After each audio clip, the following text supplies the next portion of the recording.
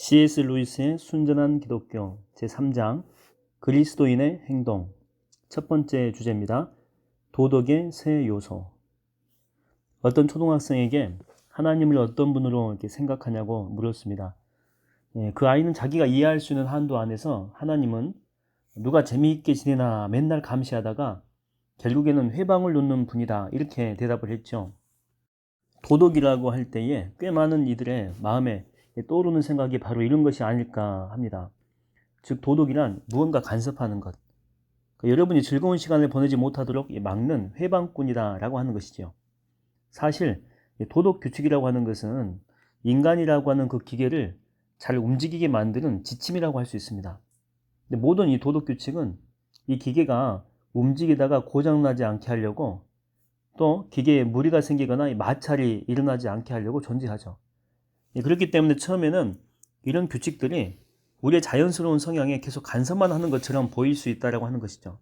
어떤 기계든지 사용법을 배우려면 아니 그렇게 하면 안 돼요 라는 지도교사의 지적을 줄기차게 듣게 마련인데, 그것은 여러분의 기계 사용법이 자신의 눈에는 괜찮아 보이고 자연스러워 보일 수는 있죠. 그러나 실제로는 기계를 작동시키지 못하는 경우가 많기 때문에 그렇습니다. 사람들 중에는 도덕 규칙보다는 도덕적인 이상에 대해, 도덕적인 순종보다는 도덕적 이상주의에 대해서 말하기를 더 좋아하는 이들이 있죠. 물론 이 도덕적 완벽함이라고 하는 것은 우리가 도달할 수 없는 어떤 것이라고 하는 점에서 이상임은 분명하죠. 그런 의미에서 어떤 종류의 완벽함이든지 인간에게는 전부 하나의 이상이다 이렇게 할 수가 있을 것입니다.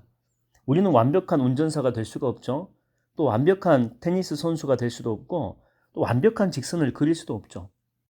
그러나 다른 의미에서 볼 때에 도덕적 완벽함은 이상이라고 하는 것은 우리를 크게 오도할 수 있는 말이기도 하죠. 예를 들어서 한 남자가 어떤 여자나 또 집이나 또 배, 이런 종언을 나의 이상이라고 할 때 그것은 다른 사람도 자기와 똑같은 이상을 가져야 한다 그런 뜻이 아니죠. 그가 바보가 아닌 이상.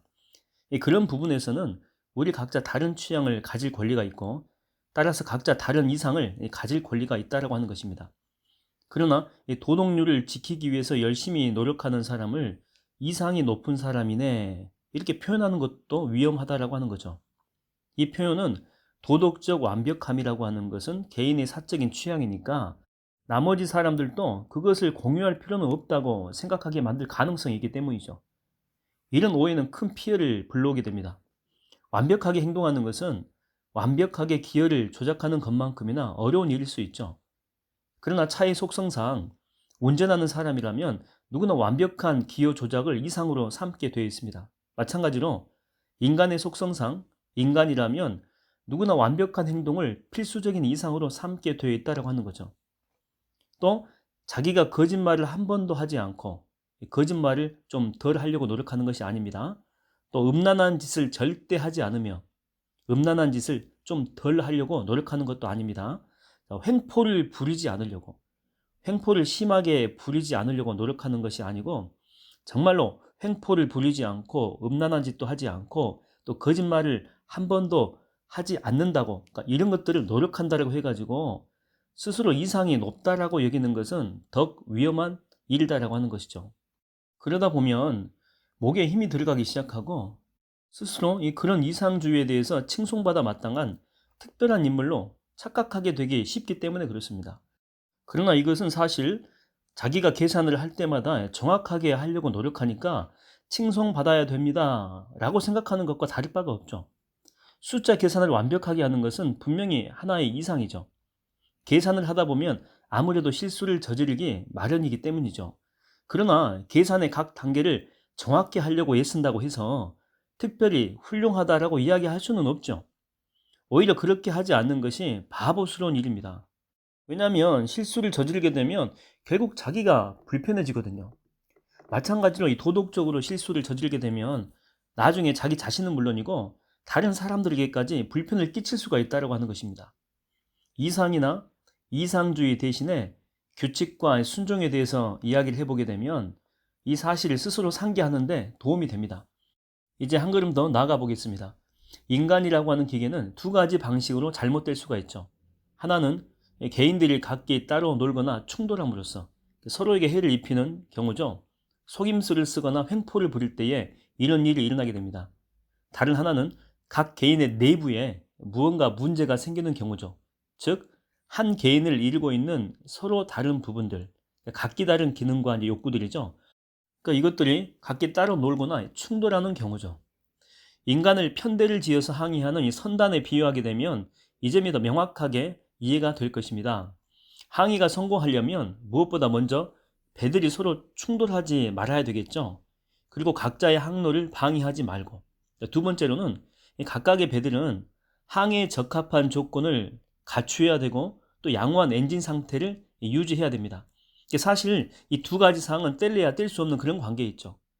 만약에 배들이 서로 충돌을 거듭하게 되면 머지않아서 항해에 적합한 조건을 상실하게 되겠죠.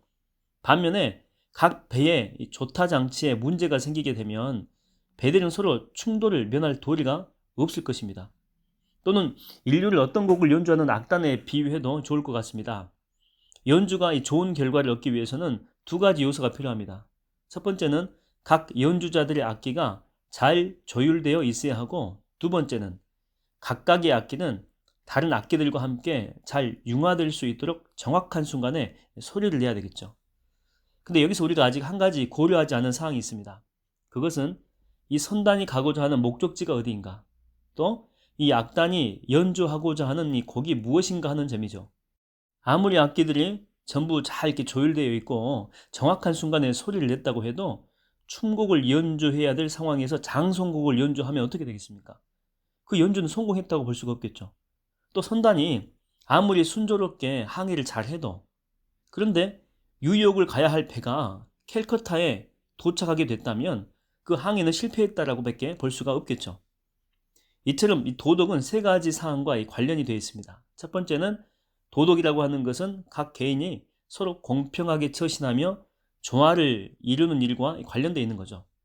두 번째는 각 개인의 내면에 있는 것들을 정돈 또는 종화시키는 일과 관련이 되어 있다고 하는 것. 또 세 번째는 인류의 삶 전체가 지향하는 보편적인 목적, 즉 인간은 무엇을 위해 창조되었는가, 선단이 가야 할 경로는 어디인가, 악단 지휘자가 연주하려고 하는 곡은 무엇인가 하는 이런 문제와 관련이 되어 있다고 하는 것입니다. 여러분들은 현대인들이 거의 언제나 첫 번째 사항만 생각할 뿐이지 나머지 두 가지 사항은 잊어버리고 산다는 그 사실을 잘 알 겁니다. 예를 들어서 이 신문에서 기독교적인 도덕 기준을 지키기 위해서 노력해야 됩니다 라고 말하는 것은 대개 국가나 또 계층과 개인이 서로 친절하게 대하며 공정하게 처신하기 위해서 애써야 된다, 그런 뜻에서 말하는 거죠. 즉, 첫 번째 사항만을 생각하고 있다라고 하는 것입니다.